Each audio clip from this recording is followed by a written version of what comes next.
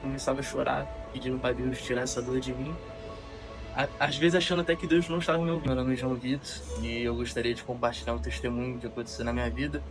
Isso foi em 2021, eu tinha 16 anos, foi dia 13 de agosto, né, eu amanheci um pouco mal, né, de barriga.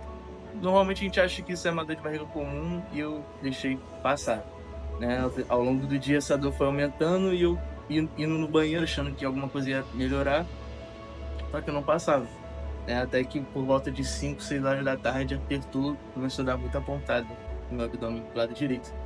E aí a gente foi às pressas pegar o carro, né, para ir para um posto. O hospital mais próximo que a gente tinha era o Notre Dame, só que ele é particular, né, não tinha plano na época. Então quando a gente chegou lá, eles viram que era apendicite e só podia ficar em observação lá por 24 horas. Aí a gente foi, pegou o carro de novo às pressas, tipo, igual o Velozes e Furiosos, passando nas ruas, passando sinal, passando o carro, e fomos pro Rasfaria. Quando a gente chegou lá no Rasfaria, só que eles não tinham os aparelhos para fazer os exames. E aí novamente a gente volta pro carro, pega Brasil bom, voado muito, tipo, correndo muito, e fomos pro Albert e fiz os exames e fiquei num quarto com duas pessoas. Um que tava com câncer, que era o mais velho, e o outro tinha tomado 7 facadas. A noite de terça para quarta eu fiquei na sala amarela, onde eu tive que ficar sozinho. Pra mim, que tinha 16 anos, ficar sozinho naquele hospital, foi a minha primeira vez no hospital, onde eu vi pessoas mortas passando, pessoas ensanguentadas. Quando eu soube que eu ia ficar sozinho uma noite, eu comecei a ficar apavorado. Fiquei num quarto, numa sala onde tinha várias pessoas do meu lado com problemas talvez muito piores que o meu, gritando de dor. Eu não consegui dormir naquela noite, me senti abandonado, me senti...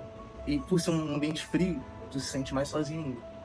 Quando foi pela manhã, fui mandado para esse quarto, onde tinha essas pessoas.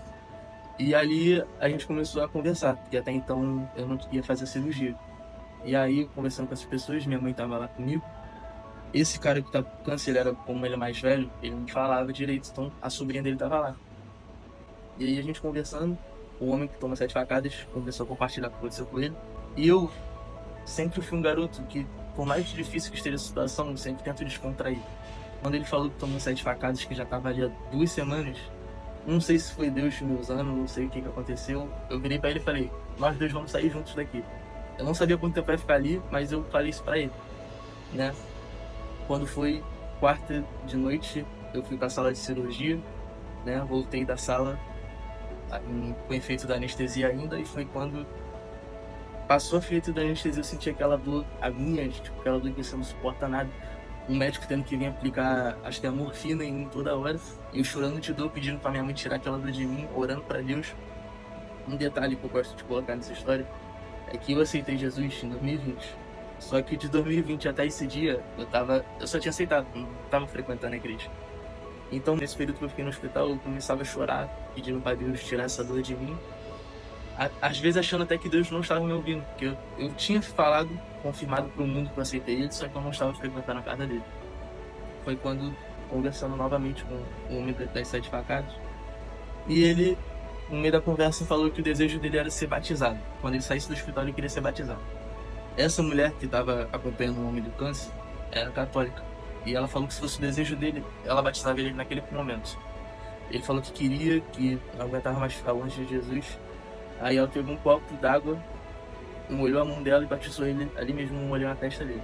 Eu, como falei, só tinha aceitado Jesus. Quando eu vi essa cena, algo em mim me chamou a atenção, algo me atraiu, assim, deu uma chance em mim. Aí eu saí do hospital no sábado.